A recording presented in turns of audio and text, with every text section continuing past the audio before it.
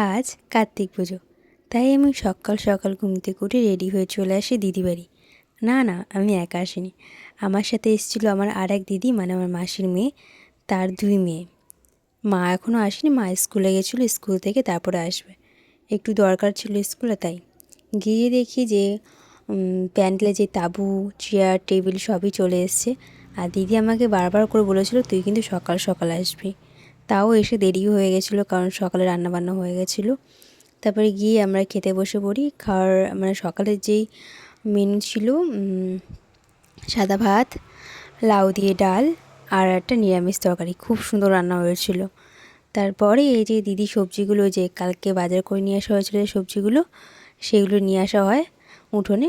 ওখানে সবাই আমি, মা, তখন মা চলে এসেছিলো, তারপর দিদি, তারপর আরও দুই দিদি মিলে সবাই মিলে বসে সবজি কাটি।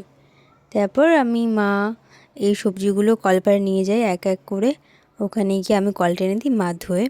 আমি একা ছিলাম না, আমার দিদিও ছিল, দিদিও একটু কল টেনে দিয়েছিলো, দিদিও হাতে হাতে করে দিয়েছে। আমরা প্রত্যেকে মিলে হাতে হাতে করে কাজ করেছি যাতে তাড়াতাড়ি হয়ে যায় কাজ। তারপর নিয়ে গেলাম সবজিগুলো ধুয়ে, যেখানে রান্না হচ্ছে সেখানে নিয়ে গেলাম। তারপর ওই যে তোমাদের বললাম তো কালকেই কার্তিক চলে এসছে আমাদের, এর আগের ভিডিওতে। দিদি তারপর রেডি হয়ে নিয়েছে, রেডি হয়ে চলে আসে মন্দিরে এখানে এসে দিদি সব পুজোর কাজগুলো হাতে হাতে করতে থাকে, সবাই মিলে করেছিল।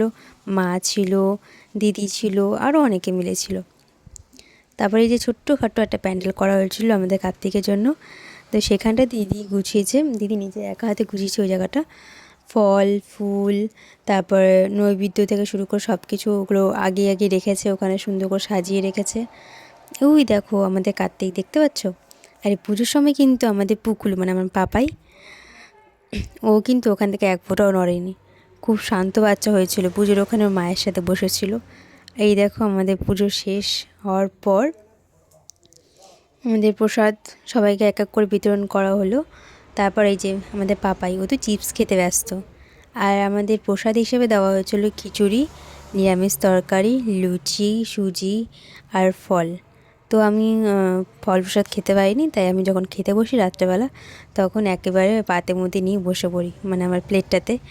আর যেহেতু এখন শীতকাল, তোমরা তো জানোই শীতকালে তাড়াতাড়ি রাত হয়ে যায়, মানে 5টার মধ্যেই কেমন অন্ধকার হয়ে আসে। আর পুরো রাস্তাঘাট ঘুটঘুটে অন্ধকার থাকে, আর গাড়ি ঘোড়া পাওয়াটাও খুব মুশকিল থাকে। তাই তাড়াতাড়ি আমরা বেরিয়ে পড়েছিলাম, ওই 7:30টার মধ্যে বেরিয়ে পড়েছি। তাই জন্য 7:30 বলতে আমরা 7টার সময় খেয়ে দিয়ে 7:30টার দিকে বেরিয়ে পড়ি। তারপর আমি, মা, দিদি, সোনা সবাই মিলে আসি, জামাইবাবু এগিয়ে দিয়ে যায়। তো আজকের ভিডিও অবধি, তোমাদের সাথে দেখা হচ্ছে নেক্সট ভিডিওতে। তোমাদের কেমন লাগলো ভিডিওটা অবশ্যই জানিও। তো টাটা, ভালো থেকো সবাই।